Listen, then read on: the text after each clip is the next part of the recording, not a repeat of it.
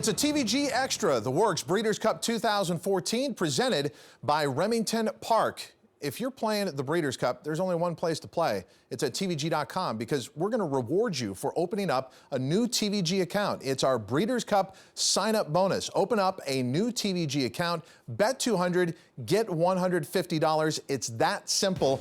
It's 2 days that every horse player is interested in. Friday, October 31st, and Saturday, November 1st, the Breeders' Cup. Become a new TVG account holder and take advantage of the Breeders' Cup sign-up bonus. We're going to talk about a division that we haven't talked about until now on the Works Breeders' Cup 2014. That's the Breeders' Cup Juvenile Turf, part of the Friday card. A lot of these names you might not be familiar with, so let's get you familiar with a work by both Conquest Typhoon and Conquest Harlanate, and this is on Saturday. We're going to take a look at this work out at Santa Anita. Yeah, Conquest Typhoon is going to be on the outside here. Conquest Harlanate is in the Juvenile Fillies turf with Corey Nakatani aboard, so we want to focus in on the horse to the outside, Conquest Typhoon. I thought it was a solid work. It's a pair of Cassie runners working in company, a colt with the filly here.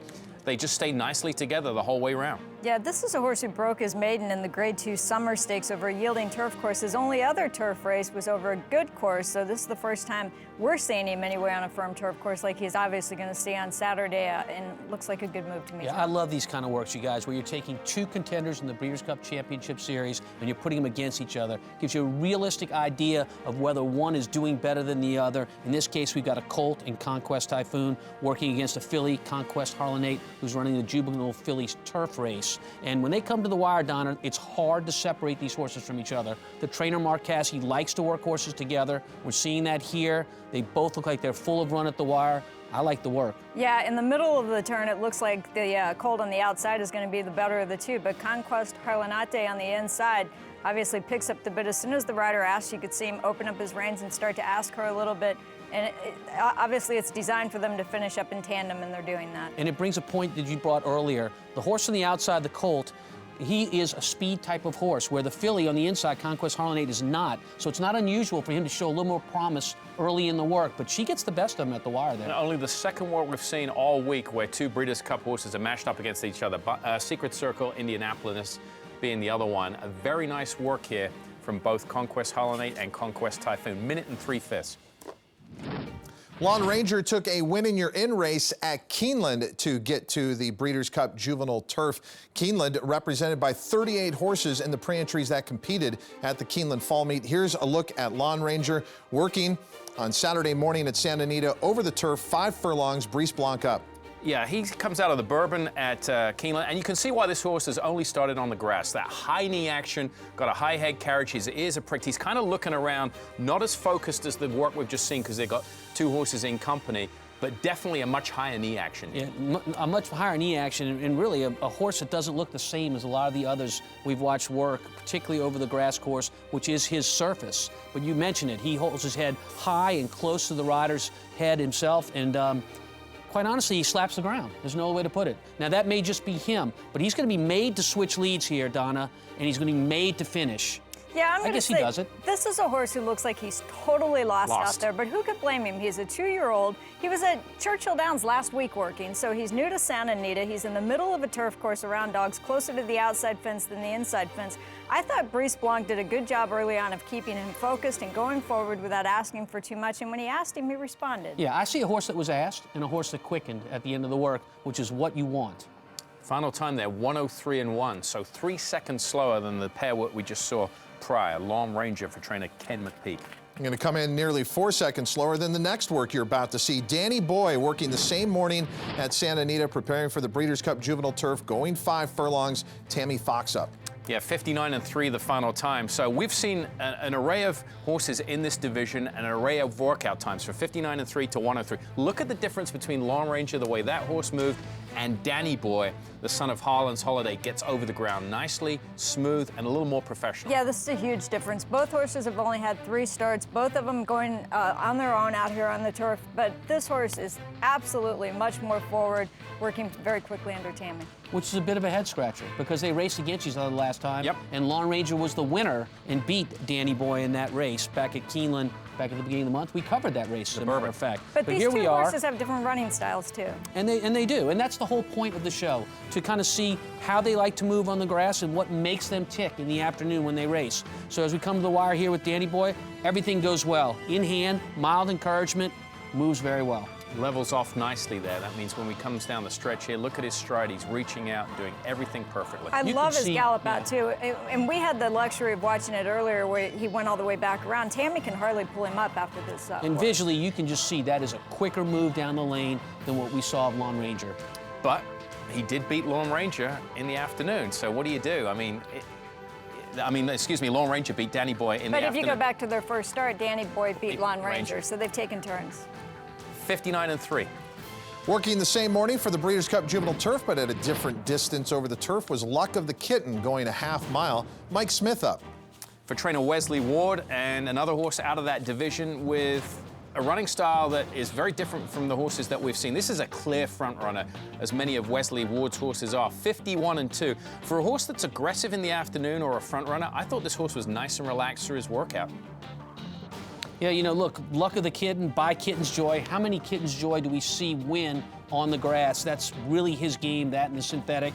Luck of the Kitten going to the pole nicely, relaxed, in hand. Not going to be asked down the lane, Donna. I like what I see. Yeah, and this is a horse who, again, is a little bit lost out there. A 2-year-old working around the dogs. He's in the middle of the racetrack. We already know he's fast. He's made the lead in all 4 of his starts, so we know he can be quick early. I do like the way he responds to Mike Smith, and especially when Mike sets him down and says, okay, it's time to run a little bit. He lengthens his stride and he responds.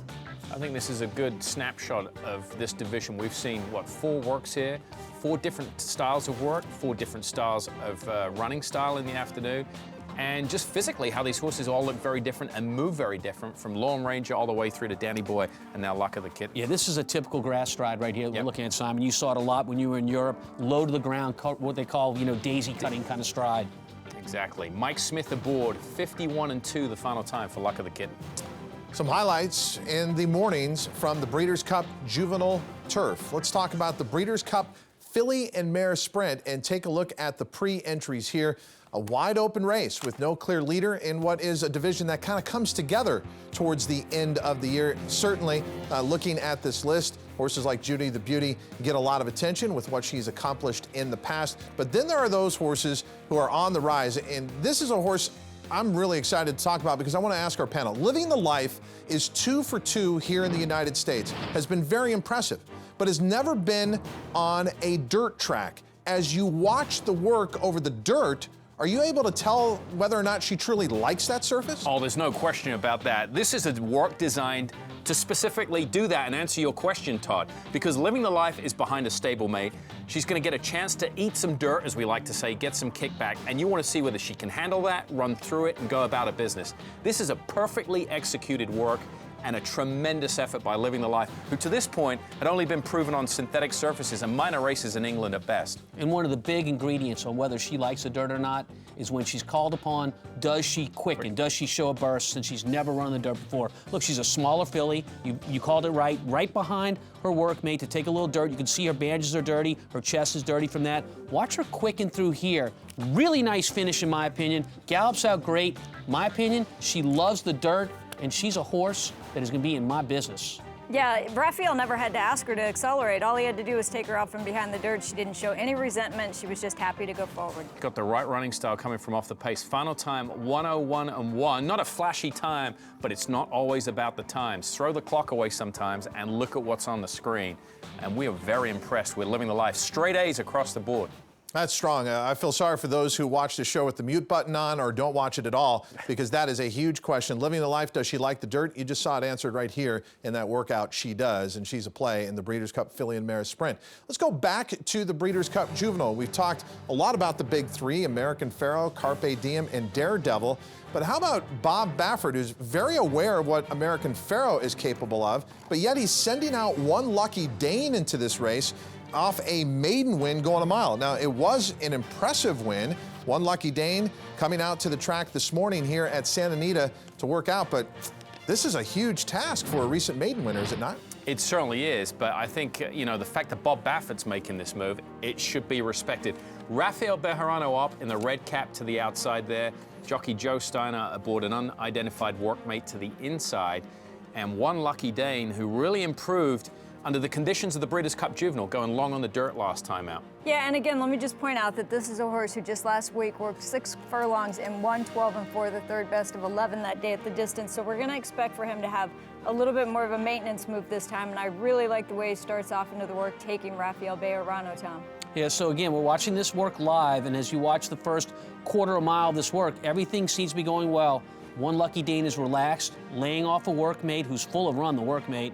Interesting to see what they do down the lane. And as they come to the top of the stretch, they're going to come there together. Let's see what One Lucky Dane does and what Bob Baffert has told Rafael to do upon this horse. And you can see Rafael was looking at his watch just as he got to the quarter pole. So I would have to think, since he hasn't moved, that he's doing exactly what he wants him to do so far. Still, he's just sitting and asking him to just hold what he has, hold what he has. I love the way he comes to the wire with horse under him. But the inside horse works better, wouldn't you say? No doubt about it. But he could be an older horse. Yeah, we right. don't know who he is. Yeah, I mean, maybe he's an older horse. If you want to know who's the best of these two works, just simply watch the gallop out. It's definitely your inside horse, the workmate, with One Lucky Dane. But not a bad effort in the afternoon last time out. A 9-length winner, and got the pedigree by a Breeders' Cup Sprint winner and looking at, a two-turn winner as a 2-year-old looking at Lucky out of a mare by Boston Harbor, who was winner of the Breeders' Cup Juvenile himself. So the pedigree's there, just a matter of the quality, I think. Yeah, and the uniqueness of that Boston Harbor year, no horse came out of the Breeders' Cup Juvenile that year to even run in the Kentucky Derby the following year. Yeah, the uncoupled entry with Bob Baffert probably not going to apply there in the Breeders' Cup Juvenile. American Pharoah, clearly his best shot, but what a showdown between those three horses, Daredevil, Carpe Diem, and American Pharoah. It was a busy morning in the Breeders' Cup Sprint division. Here's a look at your pre-entries. We showed you Big Mocker, who has improved with each work despite a subpar effort in the Paddle Brine. Then there was Indianapolis, along with his stablemate Secret Circle, who about a week ago worked 6 furlongs out of the gate together, but they had workouts that were separate from each other. And let's start with Secret Circle this morning. Yeah, an independent work today, working solo, Secret Circle, the defending champion for Martin Garcia. He had the heavy workout last week with Indianapolis, so today, half mile, we just want to get him around there and come into the race fresh and in one piece, because add to the fact he's only had 4 races in the last couple of years. He obviously battles physical issues, so we just want to get him there healthy and sound. And just like Indianapolis, who we're going to see after this, he's making his second start off of an 8-month layoff, and he had his best work last week, which was a 3/4 of a mile work from the gate with Indianapolis, a really sharp move. This is more of a maintenance move, Tom. Yeah, Secret Circle, a horse that's quick early in his races, also quick early in his workouts. Full of run here, in hand, looks great. You'll notice his tail kind of kinks out behind him. That's not what we typically see from horses, but Secret Circle has been that way his whole life. I remember from last year. I don't hold that against him here, but what I do like is the way he finishes against the bit. And I like the way he's come out of that big workout last week, looking nice and fluid, hitting the ground well. That's key. Martin Garcia aboard Secret Circle this morning. How would you grade this work? I give it an A. I give it a B. It's exactly what you want to see in a horse. I split the difference, B+. The final times for Joaquin Jaime, I think they were 46 and 4, correct? 46 and 4. Yep. Nice half-mile work for Secret Circle. Legitimate chances to defend his crown, what do you think? Well, his big nemesis is that he's had 1 race since February of this year, and that's putting you behind the 8 ball to go against the best that are sharp and ready to run. But he did that last year. He only had 1 race going in last year. Not saying he can't do it. Okay. After giving up 522 yards through the air, we're going to look at Indianapolis on the ground. Nice. That's good. Indianapolis, of course, was the workmate with Secret Circle last week, and a little different start to the work here, kind of slow into stride. Yeah, and that says Mike Smith aboard. That is clearly not Mike Smith on that horse, and I'm not even sure this horse is going to work. Yeah. I think this might be a different horse. No, that's Indianapolis. This is on his saddle tail there. Yeah, well, I can tell you, he's not moving as fluid as you want one to move. He just went to his inside lead. Yeah, I guess he's just going to gallop is what we're going to watch here. We did watch a work from Indianapolis earlier. This looks like Dana Barnes. Yeah, this is Dana Barnes. This is a gallop. This is not a work. This is a gallop. So we have the wrong video there. Let's go to Private Zone. We know we have the right video there. Private Zone, winner of the Vosper last time out. And this is a horse who I thought had a big shot in the Breeders' Cup Sprint last year. He disappointed, finishing 10th, beaten 6 lengths. He comes in from the Vosper this year off a very good effort. Martin Pedrosa aboard, going to work in company with a stablemate. He's a high-energy horse, and he can get around there in a very quick fashion. Yeah, this is a horse who comes off of a win last time out in the Vosburg Stake. As you mentioned, this is his third start off of a 10-month layoff, and he had a bullet work from the gate back on October 18th in 109.2. So we're looking for a maintenance move here. He hooks up in company here. He's taking his rider, Martin Pedrosa. I love the way he's taking him through the turn right now, Tom. No, indeed. You know, working alongside another horse, very, very competitive. Let's see what they do down the lane here. They're both wearing shadow rolls, as you can see, to kind of keep their heads down. In Private Zone, you can tell, carries his head high. His head carriage is definitely high. Down the lane, not asked. Hands are still. Maybe just a little urging right there, Donna. Looks okay to me. But he responds well. You have to like what you see from this. And he's a horse that's never going to win his races by more than that margin right there, a neck. I mean, you think he's going to get beaten, and then he comes back. And he's a very, very tough horse in deep stretch when there's a challenge thrown at him. That was Private Zone earlier this morning, working in 1/2 and 49, out in 102 and change. Yeah, just the fourth horse to win back-to-back Vosburgs. If there's a theme to this Breeders' Cup Sprint Division this year, it's the year of the claiming horse. Horses like Palace, Seeking the Sheriff, Big Mocker, all horses who went through the claim box. Palace, an amazing story, purchased out of a maiden claiming $20,000 race and a multiple graded stakes winner. Yeah, $1.3 million in earning. He'll try to win the World Championship Sprint Division title here. Palace coming in for Linda Rice. First look at the track at Santa Anita. He seems to be handling it very well indeed.